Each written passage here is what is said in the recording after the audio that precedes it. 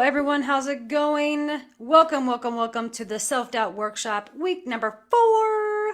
Oh my gosh, guys. At first, I just wanted to say thank you so much for just being here with us. I am incredibly grateful for you guys taking this journey and having me come along with you and diving deep into your own self-doubt and just really breaking down the things that you deal with on a daily about self doubt. And it breaks my heart that this is going to be the last week, but don't think this will be the last time for sure. We all need reminders about how we can deal with self doubt and how we can overcome some of those issues. Right. Again, extremely grateful. Thank you so much. This has been an amazing experience for me. I know a lot of people reached out to me after, like offline.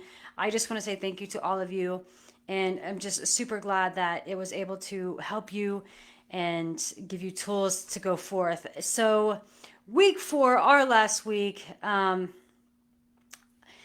let's go back first to some of the weeks prior, right? So, just a brief summary of the weeks that we've already had. So, week 1 was all about we described and defined self doubt. You learn how to break down where it shows up in your thoughts and those everyday triggers that you receive. And, I hope that you were able to say, that you thought you were feeling one way, but then realized, oh no, that's just my self doubt shit talk coming up. And so I'm glad that you guys were able to describe your self doubt, define it, and notice your thoughts on those everyday triggers. Week 2, oh, happy National Dog Day. That's my lovely puppies out there screaming and barking, probably another dog walking by. We're going to keep on going. So, week 2 was finding self doubt in your story and taking back your power to achieve confidence. I think when we look at our story and we can truly look at ways that we have allowed self doubt to just take over the story, it's just incredible of that awareness to have.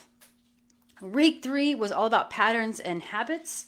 And so I offered you the tool to befriend self-doubt, to like become besties with it and have conversations with it to just build a more positive habits that will create lasting patterns is basically what that is. I think once we, it's just like everything. Once we become friends with it and we can really be open more about, how we're going to interact with something. And the emotion self-doubt is no differ. Okay.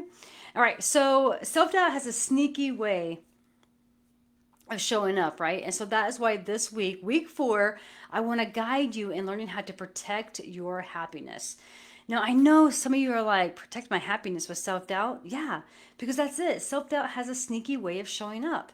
I mean, after all those moments when the perfect song is on the radio, so take yourself back in a moment in your car, right? Or maybe you're just like in the house and that perfect song comes on and you're like, yeah, you're jamming, you're dancing, you're on it, or how about a day when the kids are like behaving absolutely perfect and it's like, OMG, what has happened, right? Or sometimes even when a friend or coworker just does something extraordinary for you. I mean, it's there. These things happen, but the crazy thing about it is that those moments that something has ended, right then it shows up, right? The afterthought is when, oh, there they go again. It shows up in the afterthought when you begin to tell yourself that you're not good enough to receive such love. Or, oh, I usually have bad days and I had a moment of good times, right? Saying that, like how you talk to yourself and you're having a shit day. You're like, oh, well, well, today was a good day, but I know tomorrow is going to be just another shit day, right? That's what I'm talking about. So when we want to be able to find and protect our happiness through all those moments, this is what I can offer you. When you have understood and are aware of the self-doubt that comes up, right? Yeah, when you have understood it. Sorry, I got so off track with my dogs. Let me get back here. Okay, perfect. When you have done what you've done in those moments wherever you're talking shit to yourself in that afterthought, you've allowed self-doubt to take away the energy of happiness. That's basically what you did. I mean, without you even knowing, that's pretty much what you did. I mean, remember how you think is how you feel. So how you feel turns into action. So whenever you think that thought, you're going to feel that thought, and then you're going to act as if that thought has already come, right? And so Trust me when I say it is harder to change mindset than behavior. But by taking small actions, you can change behavior. You can disrupt thought, and when the behavior changes, believe in yourself. The belief in yourself will follow that. And I know that sounds woo woo, and that sounds like, oh my gosh, so much work, or however you want to say it. But you can't choose how you feel. But you can always choose what you think and do, right? I mean, the tool of clarity is what I'm offering you today. I mean, just clarity is about knowing what you want.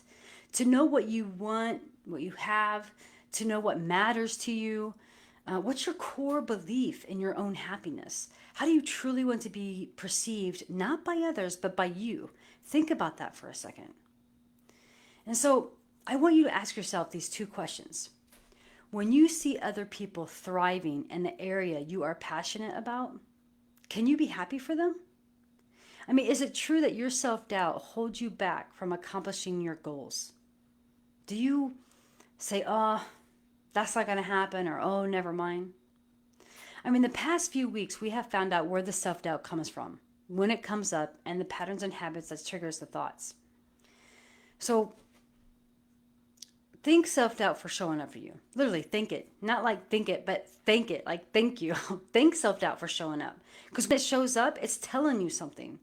So that you can recognize the energy it brings to you, and where you're going to place that energy is up to you. I mean, after all, energy is happiness. It is. Energy is happiness. Now, I'm not a firm believer at all in that whole phrase, fake it until you make it. But I do believe that if you can make a choice to project happiness inside, it will then be projected outside. And what I mean by projecting it inside is just feel that energy in your body of having it. Give yourself love and recognize that self-doubt does not serve you. And then make the choice to do or think one thing to take back your happiness. And that's it. That's the tool of clarity that I offer you in this week 4 self-help, self-doubt workshop. I hope you guys have enjoyed this workshop on self-doubt. It would be so amazing if you guys could leave a review on my Facebook page on how it served you, or even something that may be better. Be like, oh my gosh, you stutter too much, or your dogs are too loud in the background, whatever it is, right? And please, if this has helped you, share it with your friends. Show them the Facebook page. You know, you got family, coworkers, neighbors, everybody out there who needs support in their personal growth. All right, so remember, you got me here on Facebook. You can also follow me on Instagram at Coach Tammy Ward. You can even follow my brand new podcast on Spotify, Embrace Life Boldly with Coach Tammy Ward.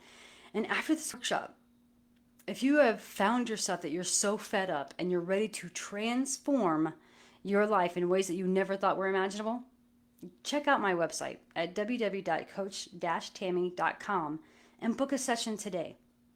I have dealt with this. I have many clients that have dealt with this. I've worked in groups where we have all tackled the self-doubt. So no, it's not ever going to go away, but you definitely have the tools now to be able to befriend it and say, not today, not today. I hope you guys enjoy it. I hope you have a wonderful time for this. Thank you again so much for being here, and enjoy life and embrace it boldly. Until next time, guys.